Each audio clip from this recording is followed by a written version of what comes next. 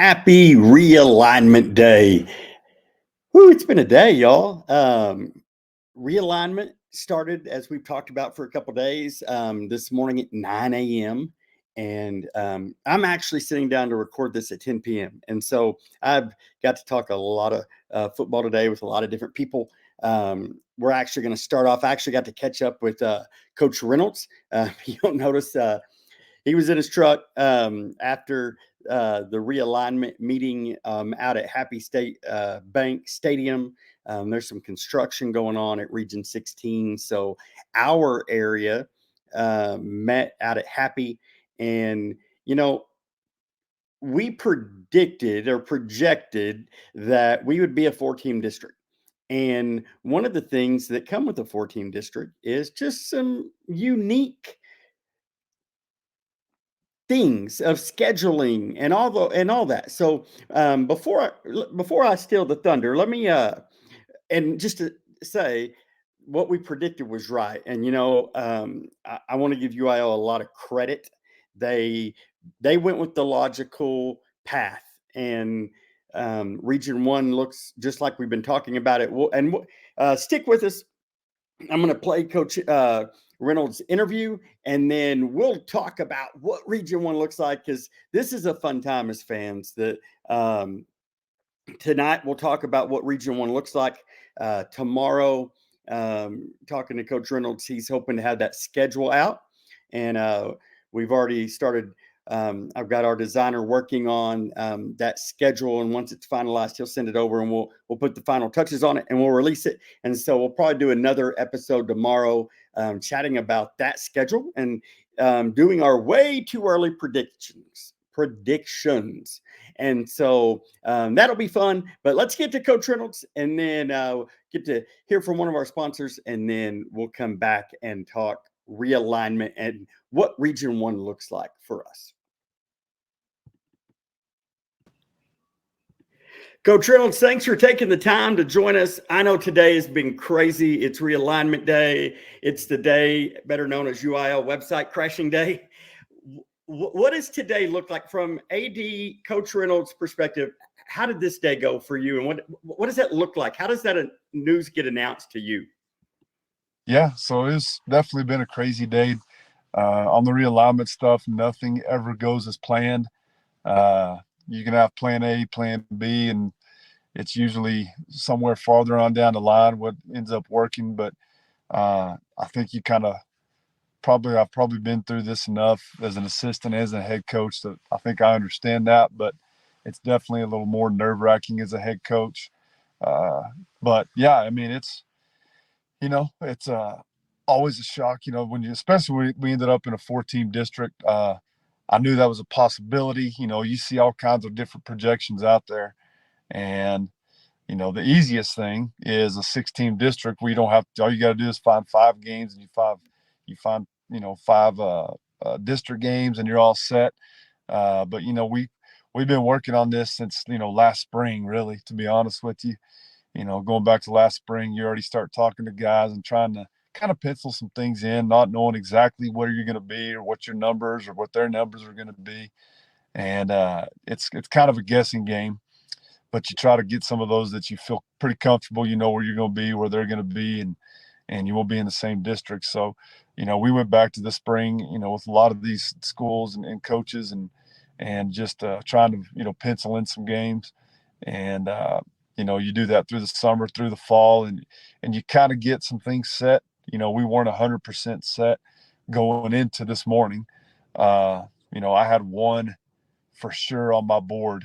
I had games penciled in weeks 1 through 6 for sure. Had a text in, to somebody about a week 7 game just in case.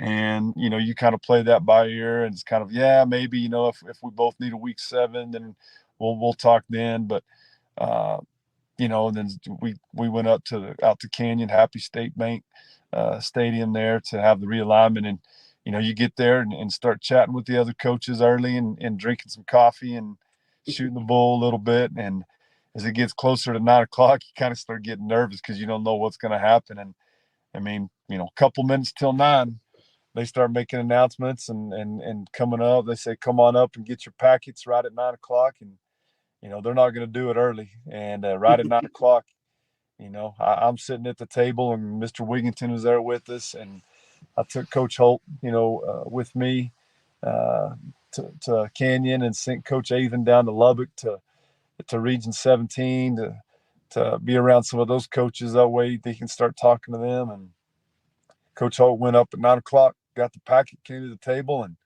sure enough, we pulled it open, and we had a 4-team district. And it didn't shock me because I knew it was a possibility, but it surprised me just because I think they want to try to not do 4-team districts.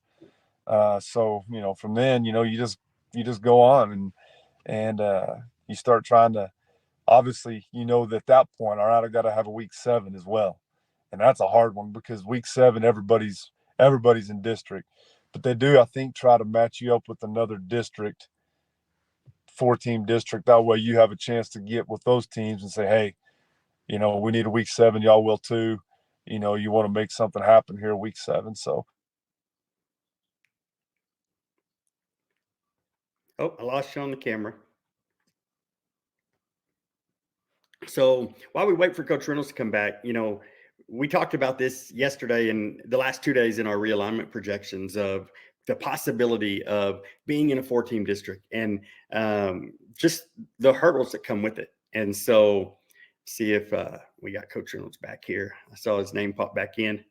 And so knowing that was a possibility, and I had before Coach Reynolds, he just broke free, so I was able to send him a link, but let me kind of show you where we're at. And I don't have the new one loaded, but this is our mock realignment and it came out exact. And so this is 2 years in a row. We've nailed it. And I know we've talked, I'm a nerd. I like the numbers. We mapped it. I was with Coach Reynolds. I was really shocked in some ways. And I told you, sometimes it's not logic, but just numbers. And we knew that UIL liked to keep 4-team districts, not to have 4-team districts. And so we thought that there could be some other things. Looks like Coach Reynolds may be popping back in here. If he does, we'll get him added in. You'll see him pop on the screen on the left. But if you have not seen the realignment, we kind of have the core of our group still together. District's going to look exactly like it did last year, minus Muleshoe, who is dropping down classification. And so just due to enrollment numbers. And so at the same time, Slayton dropped out of District 1. So District 1 looks very similar to last cycle as well. And we did see some changes in 3 and 4. Won't really go into that too much right now. But one good thing for us as Falcons, as we wait on Coach Reynolds to come back, is just we don't see Brock. Brock went up to 4AD2. We do not see Whitesboro and Pilot Point, who moved into District 6 in Region 2, which we talked about yesterday, was really the place they belong. Like, they need to be there. It's a good place for them. And so let's see if I can text Coach that link. There we go. We got Coach back. Let me get him added back in, and then we'll talk more. Just kind of let me bring him back on. So sorry about that. It's all right. I love technology until technology doesn't work right. Well, I didn't. I was sitting there running my mouth about everything. Didn't even realize you couldn't hear me half that time, probably.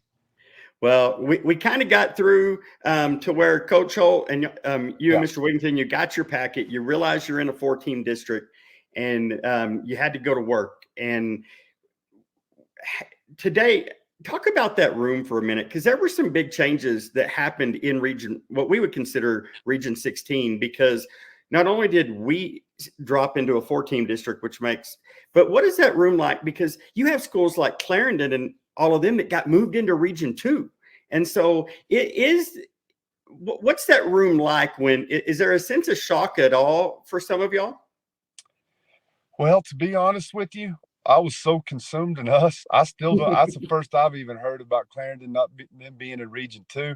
I haven't had the chance to look at anything else. I looked at us. I looked at our volleyball, basketball districts, and I was on the phone for 3 hours probably, texting or calling people, trying to get games and figure it all out. So I still haven't even had the chance to look at anything else in our region and understand what was going on. Somebody said there was a lot of shakeup in 2A. I haven't looked at it yet.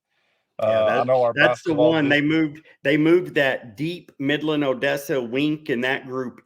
They moved them to District 4, kept District 4 intact, but moved it to District 5, which, it's Memphis, Clarendon, Shamrock, that group. And Gotcha. so obviously not a big deal district wise because that's their set district. But when you get to by district, that you begin to travel to the Metroplex for by district games. And so I can understand how that would have been, a little tense for them. When you look at our region, obviously Brock's gone, that we knew they were going to be gone, 4A, D2. I don't know if you probably don't even have time to look at anything, but we projected this week when we did our mock realignment that Whitesboro and Pilot Point would go back to Region 2. It just kind of fit where all the schools fell geographically. As on day one, does it even cross your mind who's outside of your district, or is it all schedule wise?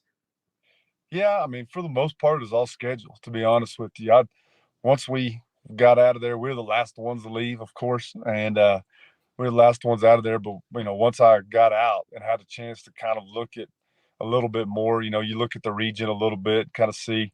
But for the first, I would guess for the first 2 hours, I didn't even look at any other districts other than ours and then the one we match up with next, because I knew that they were 4 teams as well. So you're trying to contact them and get games and mess with the schedule. But I did have a chance to kind of glance, at the region, and obviously we knew Brock was going up to 4A Division II. So it's the region's a little different for sure. Several teams going out, but you look across there, and there's two things. One, I think you see a lot of uh, still really good teams, and I think you see the opportunity for a lot of teams, to make a run. I think there's some really good teams and some good programs in there, but I think you also look at it and you feel like, you can beat anybody, but you could also lose to any of those teams or anybody out there as well. So again, I haven't thought about that much. It's been more about the schedule.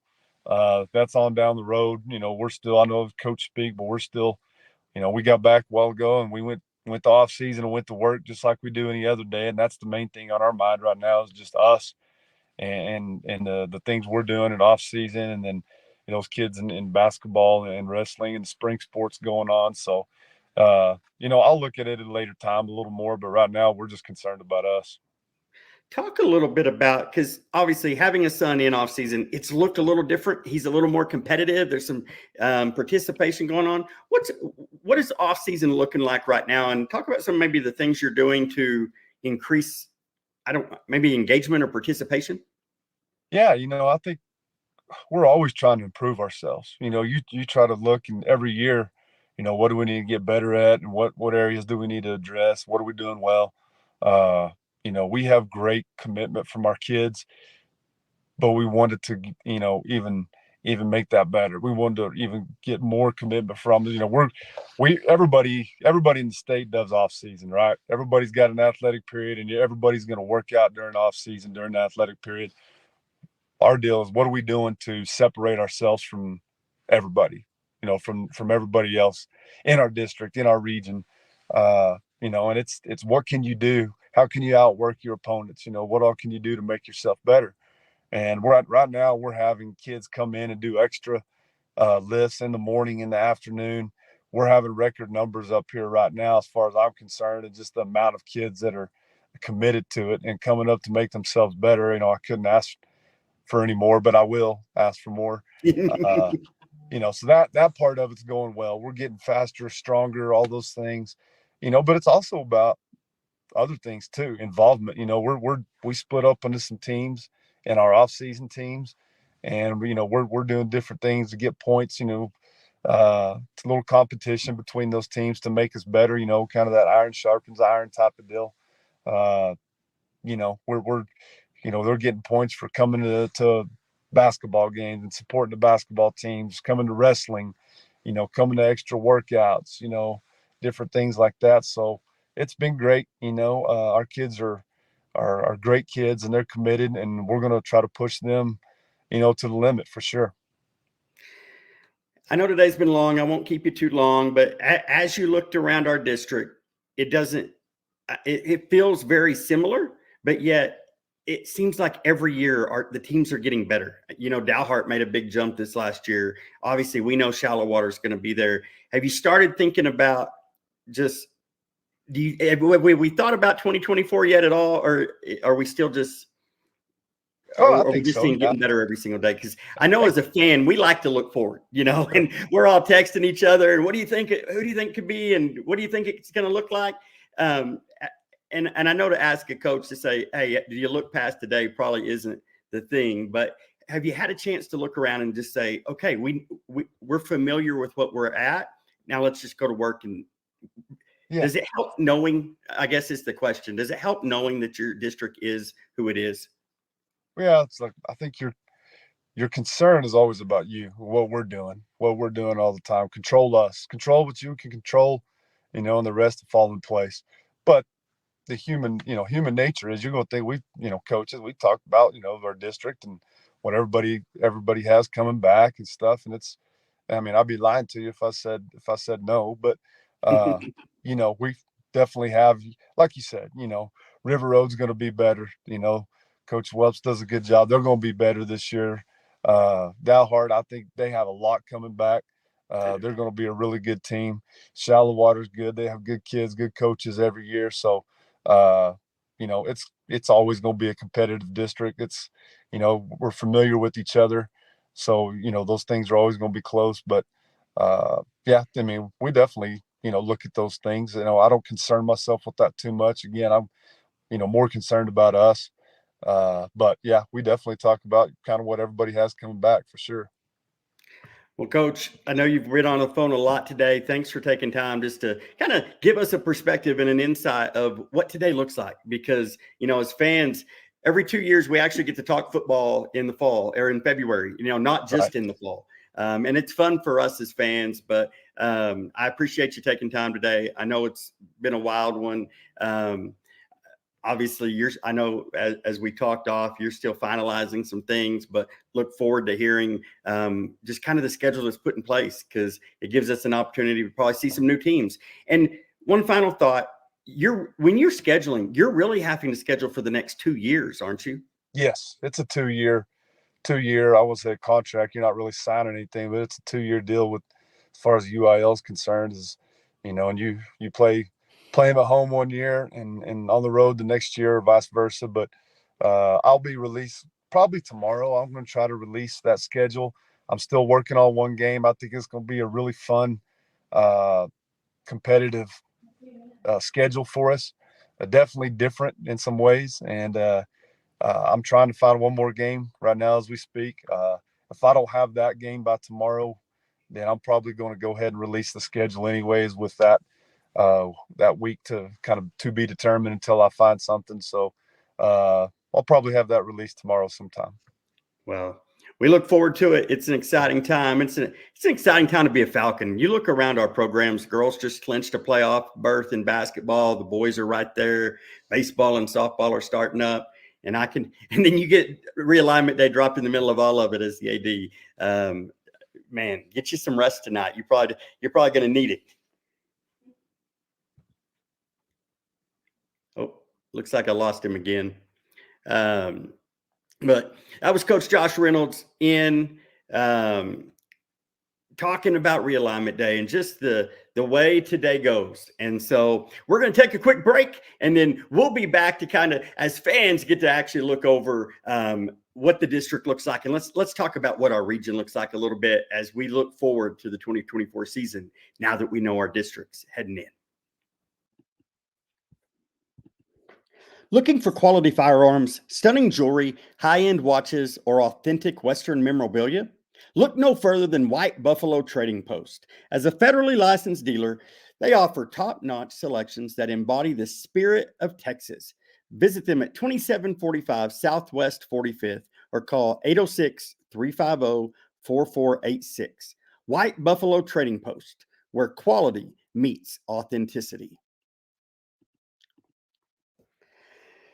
So that was Coach Josh Reynolds getting to chat realignment. Now, from a fan's perspective, we've got to hear kind of the backstory and just all that goes in, and I appreciate that sometimes we get to share that side of um, just the program with you, because I think sometimes even I think of Coach Reynolds and I think, oh, he's a football coach.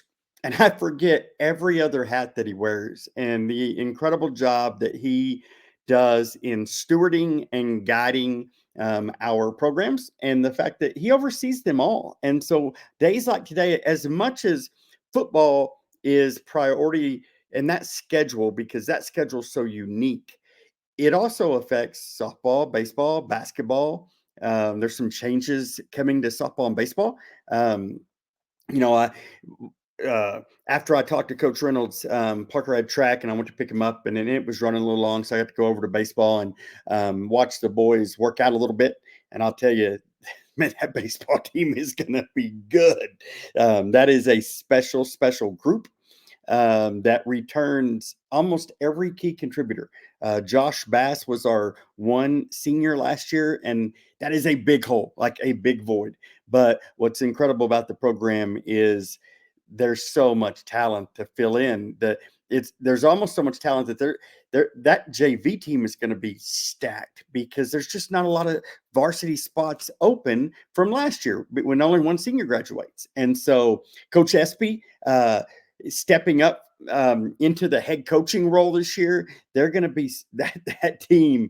But even their district changed as Childress moved in, and so it's a new challenge. Last year, we faced off against Childress in the playoffs and in Plainview, and that was a heck of a series. And so they will be moving into our district, and so where maybe we don't always get the toughest tests in district, that moves a playoff contender into our district and just continues to make us better. And so realignment touches a lot of different things, but let's kind of look at real fast before, because the fan in me has been digging through this for days, but now that we know that it is written in stone, I say written in stone because there are still some schools, and I haven't heard anybody in 3A really making the case, but there will be some that can protest, and UIL allows that based on the grounds of geography. And just I don't know that process. We luckily haven't had to go through it, and so, but I know that I just say that so that I do know that there can be changes. But Region 1, I expect to stay the same. And so, as we talked about with Coach Reynolds, we are in a 4-team district: Bushland, Dalhart, River Road, Shallow Water. We will actually, I'll save the preview of that district till tomorrow when we get the schedule, because it'll be fun to go through that. District 1, here's the great thing about District 2 is we are solid. And I mean, in by district, the way the playoffs work is 2 districts are paired up together. So District 1 and District 2 are paired up. And the 1 seed plays the 4 seed, 2 plays the 3, and vice versa, all the way up and down the line. Well, last 2 years, last year, all 4 playoff teams from District 2 won their by-district games. So even our 4 seed beat the 1 seed. And not to take anything away from District 1, but it just showed you the depth within our district. And I know Muleshoe made the move down to D2, and they're going to rekindle some rivalries with Littlefield and Idalou, and just those are some great games that are going to come. But we're still going to be deep, and District 2 is going to be stout. When you look at District 3, obviously we always have to worry about GymNet. GymNet is a team that is always strong in the trenches. Clyde is there. Clyde's coming off an incredible season, but I need to look through and dig through. When we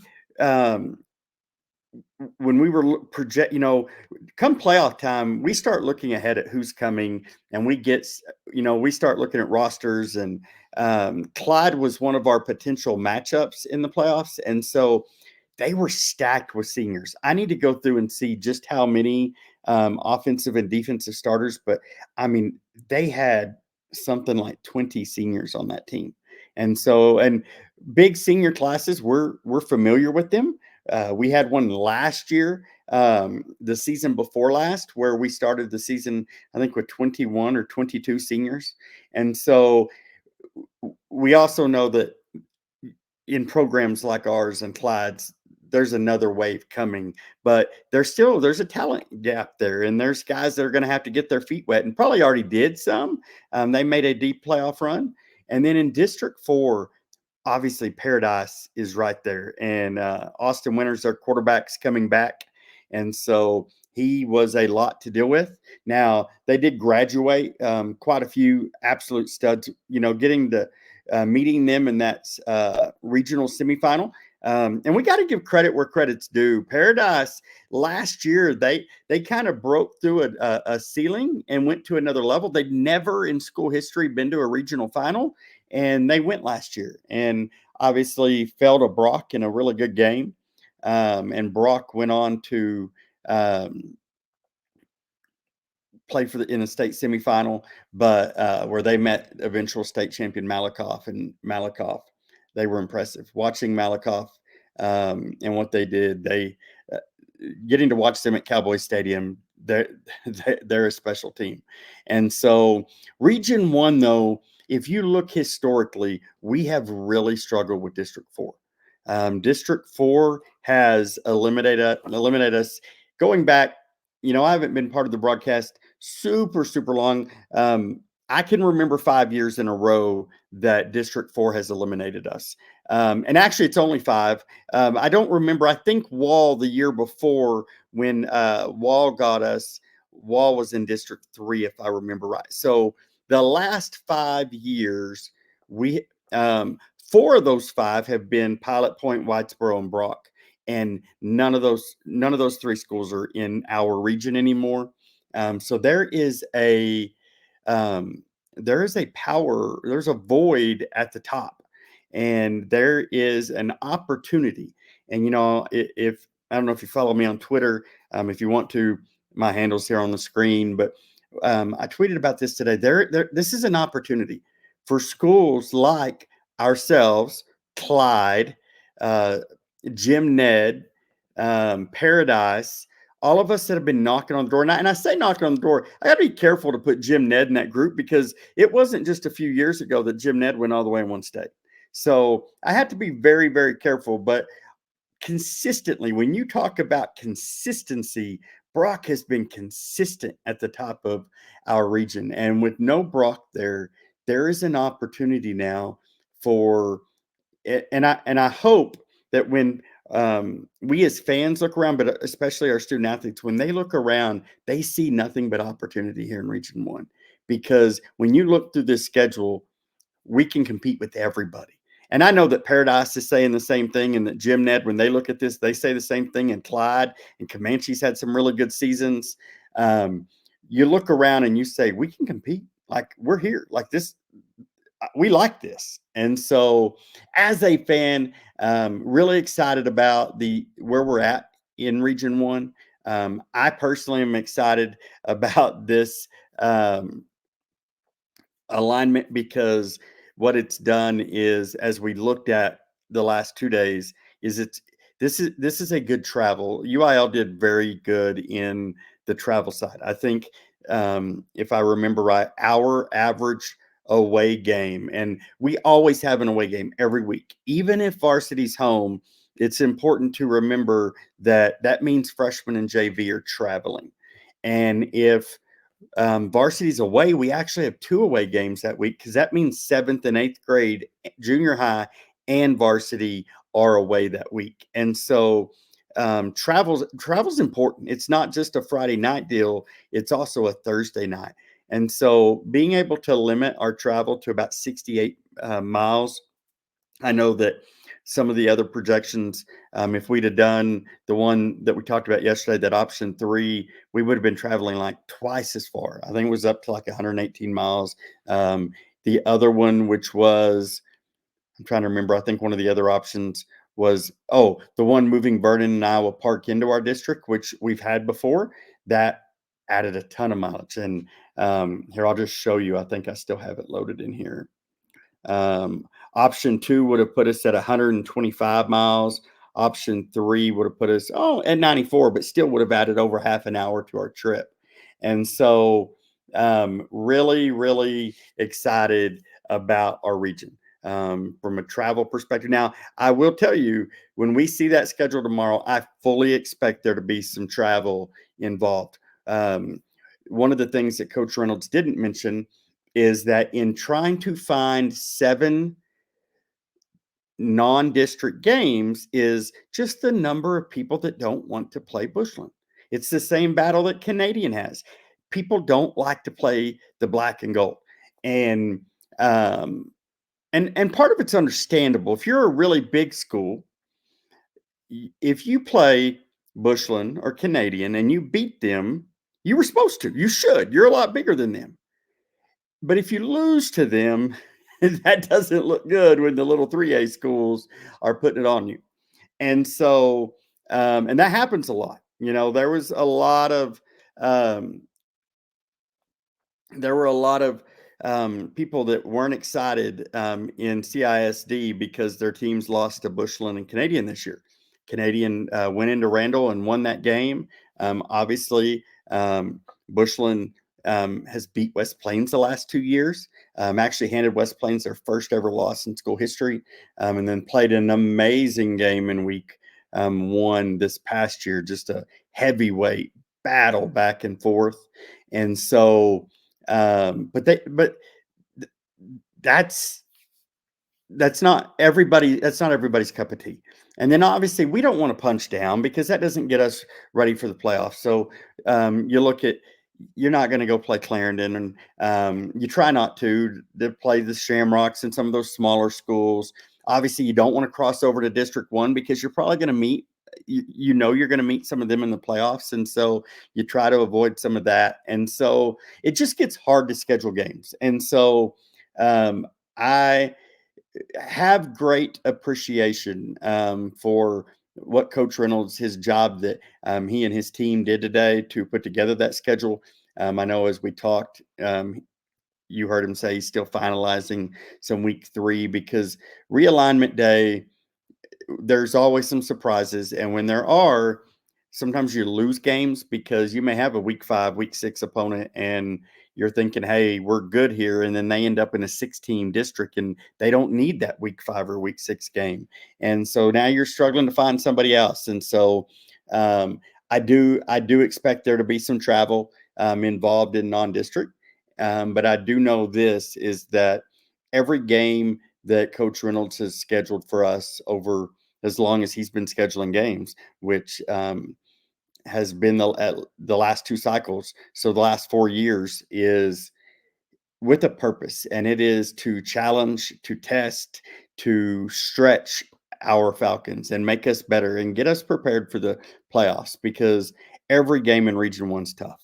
I mean, you look around and Clyde, Jim Ned, Paradise, Peaster, Denver City, they're all tough, and district helps prepare us for that. Last year you looked up and Muleshoe was in the top 10 in the state when we went on the road to face them. Shallow water's always tough. Had a little bit of a down year last year, but I can promise you they will be back. They are a lot like everyone else in this district or in this region that we've been talking about. They put in the work. They have great athletes, and so fully expect Shallow Water to be right back there. They moved into District 2 2 years ago in the last realignment, and they shocked us and upset us. They came up here and beat us, and there's a lot going on in that game. But at the end of the day, they on the field they were the better team that night, and so. For some of you, you'll remember that was the first game that Coach Mayfield didn't get to coach just because of his medical emergency. And when I say first game in school history. And so, so after a long day, we'll wrap this up. I hope you just are as excited as we are because the future's bright. It's a great time to be a Falcon. But be on the lookout tomorrow. We'll release the schedule and then we'll break it down because I know a lot of you are just like me and you love to talk football and this is what you think about. So thanks for tuning in. Have an amazing night. And as always, go Falcons.